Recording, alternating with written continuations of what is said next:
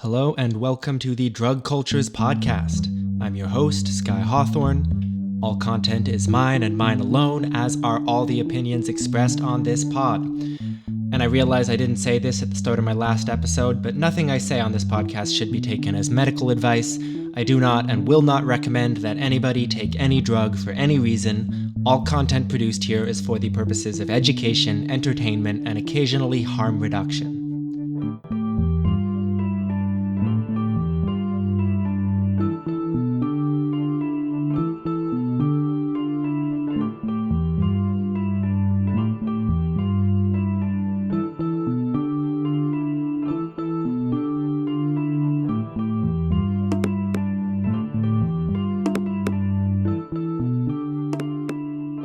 Today we're going to talk about the question of whether psychedelic plants, particularly ayahuasca, though we'll discuss some others as well, have been used in warfare by indigenous peoples in the Amazon.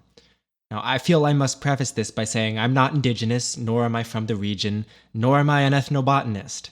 If you want a deeper dive into some of these practices, I highly recommend you listen to Dr. Mark Plotkin's Plants of the Gods podcast. He's a great ethnobotanist. He's worked in the region for decades.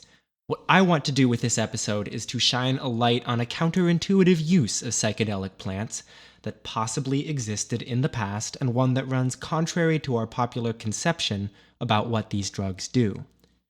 Because psychedelic and hallucinogenic substances have quite a bit of baggage attached to their use, both good and bad.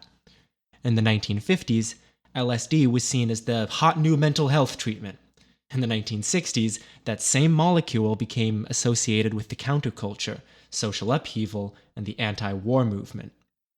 Then, of course, there's the decades-long crackdown on these substances, largely associated with Nixon's war on drugs.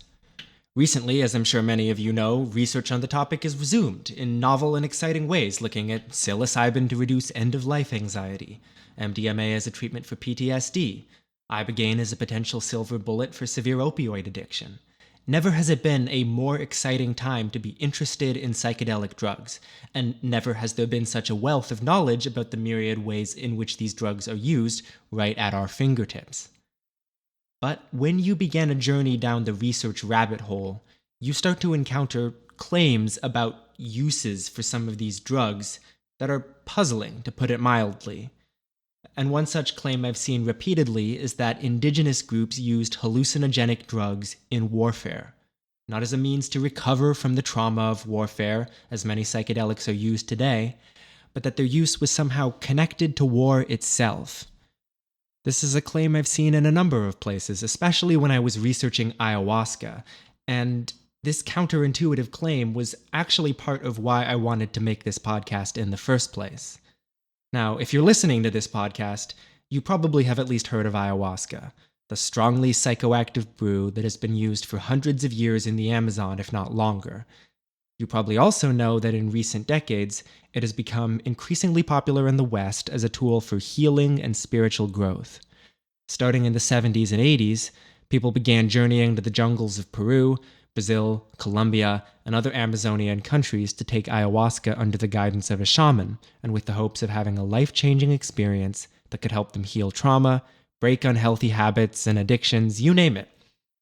Now, ayahuasca is pharmacologically fascinating, and this is about to get super nerdy, so my apologies in advance. Recipes vary depending on the shaman who makes it, and there is no one ingredient responsible for the psychoactive effect of the drug. Its most potent alkaloid is N,N-dimethyltryptamine, known colloquially as DMT. DMT, when chemically isolated and smoked, is a fast-acting and incredibly potent psychedelic. In ayahuasca, the DMT-containing plant is usually Psychotria viridis, a small, shrubby, flowering plant in the coffee family. By itself, this plant is not actually orally active. You could eat as much as you like and you might get sick, but you won't have any kind of visionary or spiritual experience. Probably. And that's where the addition of Banisteriopsis caapi comes in. This is the vine that ayahuasca gets its name from. It means vine of the soul in the Quechua language. This vine contains a class of alkaloids called beta-carbolines, which act as monoamine oxidase inhibitors to catalyze the DMT in Psychotria viridis, making it orally active and bringing about its visionary nature. The beta-carbolines in caapi themselves are also psychoactive, and while the effect is generally described as less potent than DMT, these substances combine to create an entourage effect that gives ayahuasca its unique character. And shamans who work with ayahuasca often manipulate the ratio of these active ingredients, as well as additional admixtures, to bring about the desired effect.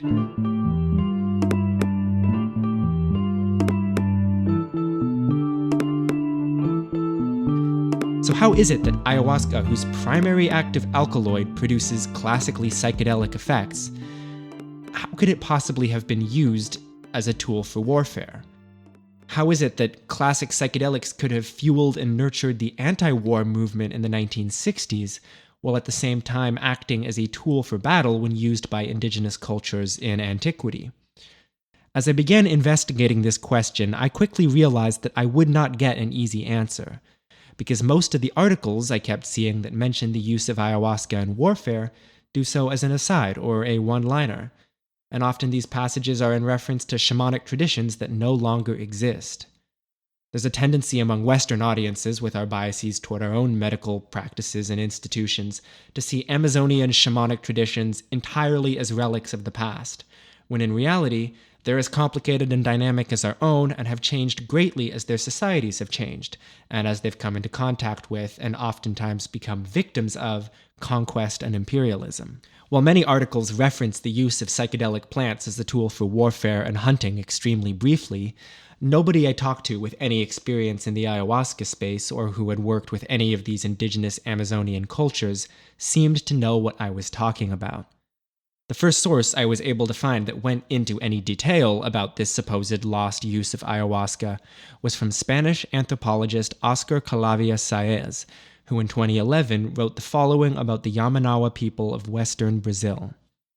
According to Yamanawa tales, in former times ayahuasca used to facilitate conventions between neighboring groups who would give themselves over to visions and compete by showing their knowledge of the chants. But these reunions would involve a manifest danger. They might turn into sudden and lethal confrontations. In fact, episodes of this type are the standard explanation of the cause of war in the indigenous past before their life among the white. We can see that in this case, ayahuasca acts in the same way as the datura does in the Yamanawa paradigm. Future wars could be won through an anticipated preemptive war.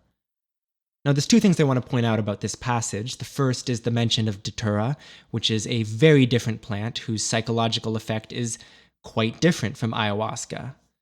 Unlike the classic psychedelics, datura is a deliriant, which acts on muscarinic receptors to produce an entirely different experience. I've known a couple people who've tried datura. They've all had absolutely miserable experiences. It can supposedly last for days.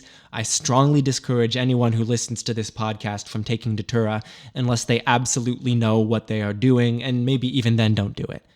But the thing I want to point out is that if datura and ayahuasca were both used for these exact same purposes in the Yamanawa culture, determining whether or not a preemptive war needed to be fought in order to prevent a future, more catastrophic war, to me, that says a lot more about the culture than it does about the drugs themselves. That this was somehow a society that had incorporated the use of radically altered states into its decisions about whether or not to go to war. And I should clarify, I don't actually say this in any kind of pejorative or condescending way. I'm an American, and when I look at our most tragic and disastrous wars that we fought, when I look at our downright evil decision to invade Iraq, a country that did not attack us, I can't help but see it as a different kind of radically altered state, a collective trance-like frenzy that we'd entered into as a society. Who's to say that ancient Yamanawa rituals for making decisions about how to go to war were any less rational? It's not like we can know for sure exactly what this looked like, because as far as I can tell, these practices no longer exist. And that brings me to the other thing I wanted to draw attention to. Saez wrote that episodes of this type are the standard explanation of the cause of war in the indigenous past before their life among the white. He refers to the death of tribal warfare patterns as pax branca, which translates to peace imposed by white people, basically. And other anthropologists who've written about the subject, including the anthropologist Rebecca Mori, have described it similarly. Now, to my sensibilities, the idea that white people imposed peace on indigenous people of the Amazon is an oversimplification, and that's me being incredibly charitable. The history of settlement and colonization by white people in the Amazon is one of brutalization, mass enslavement, and genocide, largely thanks to the rubber boom of the late 19th and early 20th century, in which rubber barons forced tens of thousands of indigenous laborers to work under oppressive conditions for unlivable pay. Slave raids were common, as were massacres and ethnocide. So yes, I think that referring to war in the indigenous past before quote-unquote life among the white is a bit reductive and chauvinist. But it's absolutely true that during this time of conquest, ayahuasca shamanism spread to peoples who had never used it in the past, including mestizo communities, mestizo essentially translating to mixed race, having both indigenous and European ancestry. And it was in part thanks to this rubber boom, this period of exceptionally brutal exploitation, that ayahuasca shamanism was introduced to mestizo practitioners, transformed, and then reintroduced into indigenous communities further away from that rubber boom, some of whom had never used ayahuasca before. And over this time, the rituals and the nature of the shamanism changed radically, incorporating elements of Christianity into a syncretic religious practice that probably is quite different than from whatever came before it, and likely more focused on ayahuasca's role as a tool for healing or salvation than on its more martial uses that we see alluded to existing in the past. Now, it is true that warfare between indigenous peoples is much less common than it used to be. Where indigenous groups in the Amazon once had full sovereignty over their land, they now exist under the umbrella of the modern nation-state system. So they cannot primarily be Yamanawa or Shipibo or Huarani.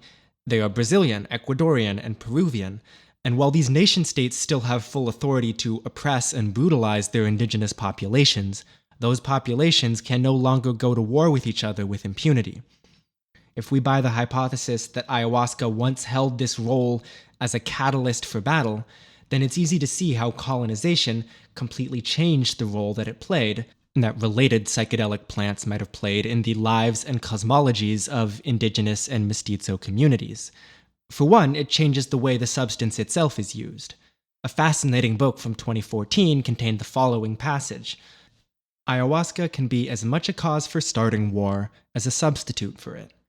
The predominance of ayahuasca might come from its capacity for staging virtual wars in an era when pacification by whites had almost eliminated the relational role, let's not forget that hostile relationships are still relationships, that war once served in Amazonia.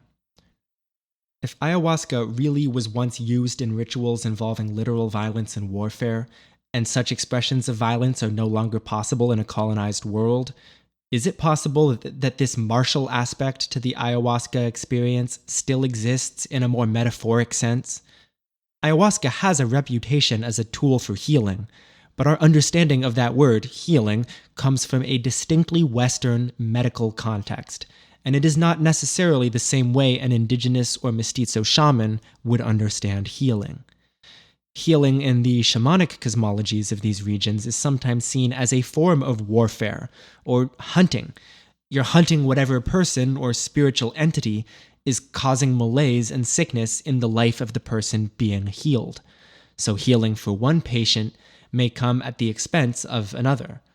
Some people in communities where shamanic healing is widely practiced actually make distinctions between shamans who do and don't do this kind of psychic or spiritual attack.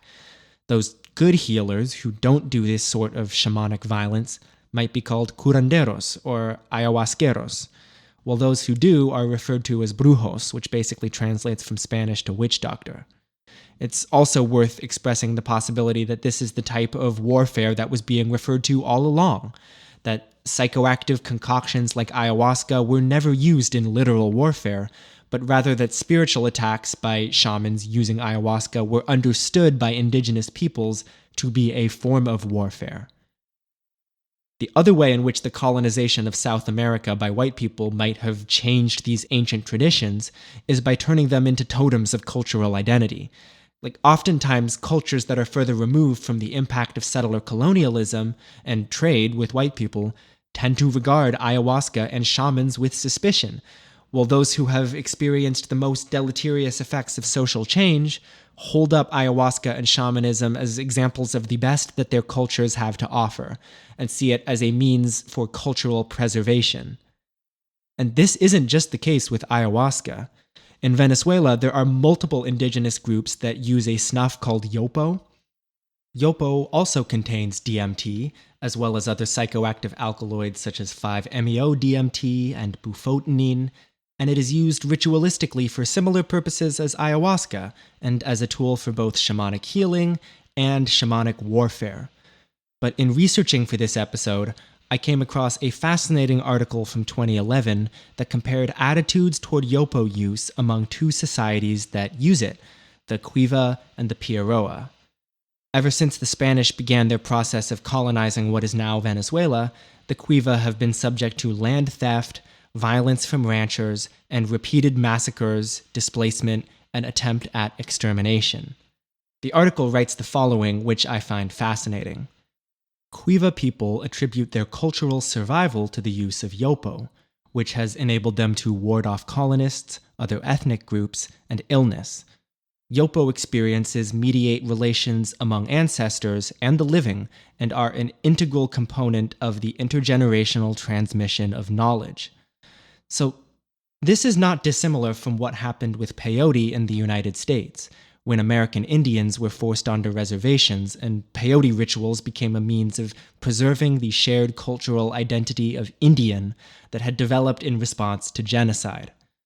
I'd love to do an episode on the history of peyote and the Native American church, but for now, just know that it kind of follows a similar arc to what I'm talking about with yopo and ayahuasca, and I'm mostly trying to make a point about the fact that colonization fundamentally changes the nature of indigenous rituals, and it's very hard to get a complete history of how those rituals used to look beforehand.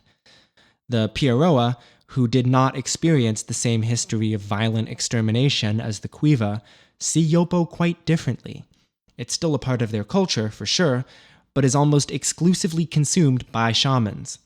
Among people who aren't shamans, it's often seen with a mix of reverence and suspicion, and sometimes outright disdain. Mostly, it's seen as a relic of the past.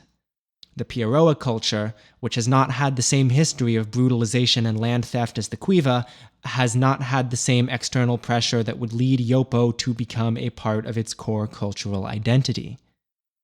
Now, before I wrap up the episode, there's one more factor I want to discuss as to why these warlike uses of psychedelics, to the extent they ever existed, no longer seem to be around. And that is that indigenous peoples have had to be extremely meticulous about the way they choose to present their customs and rituals to an outside audience. In the past, many of these people were ignored at best or treated as savages at worst. Well, I guess worse would be massacre, obviously, but now we're in an era of increasing understanding about the great harm that has been done to indigenous people worldwide in the name of empire, manifest destiny, and wealth accumulation. So anytime we as outsiders, and I'll reiterate that I'm not indigenous or South American, so this absolutely applies to me, anytime we observe an indigenous tradition, we're observing the way in which it is presented to us, the way in which indigenous people choose to make it intelligible to our cosmology. In this era of increased awareness, shamans have become a sort of global representative of the indigenous world, which means that our understanding of shamanism is actually political. Saez, who I quoted earlier, wrote that shamanism has undergone a process of moralization and environmentalization, and that it presents itself as a type of natural medicine and does not do justice to the complexity of indigenous shamanism, nor to ayahuasca use itself. Any shamanic practice that relies more on the skills of the practitioner than the chemical effect of the drug seems to be disappearing, as does any use of any of these drugs that is opposed to how we understand their medical benefits. How many people today use ayahuasca to heal their trauma? How many use it to predict the future? Whatever that ratio is today, I'm sure it's very different than 100 years ago, because we understand trauma in a medical framework, but not clairvoyance. As for the question of whether or not psychedelics have been used as a tool for warfare, I wish I had more to offer by way of a response than tantalizing little breadcrumbs. Some eastern Brazilian tribes apparently still consume jurema, a beverage made from Mimosa hostilis, a plant that also contains DMT. And according to the great ethnobotanist Richard Evans Schultes, this beverage also used to be consumed in connection with warfare, often the night before a major battle. But as tantalizing as this clue was, I was unable to find any follow-up to this claim since 1976, when Schultes published his book. So, listener of this podcast, if you know something I don't, if you happen to have some inside knowledge about the use of DMT-containing plants and indigenous warfare practices, or if there's a source on the subject you think I might have missed, please do not hesitate to reach out. You can follow the show on Twitter at DrugCulturesPod, drug_cultures on Instagram, we have an Instagram now, or shoot me an email at drugculturespodcast@gmail.com. And if you wanted to hear more about this topic and wish the episode was longer, fear not. Sometime in the next couple months, I will be doing a deeper dive into the way deliriants may have been used in warfare as well. So think of this episode as a part 1. And part 2 will have some very cool follow-ups, including a bit of a deep dive into Norse mythology. So take care, listeners, stay safe, and please, for the love of God, remember that nothing you hear on this show should be taken as medical advice. Please do not take psychedelics and do battle. The best drug for doing battle, or, let's be honest, ending a friendship, is, of course, whiskey.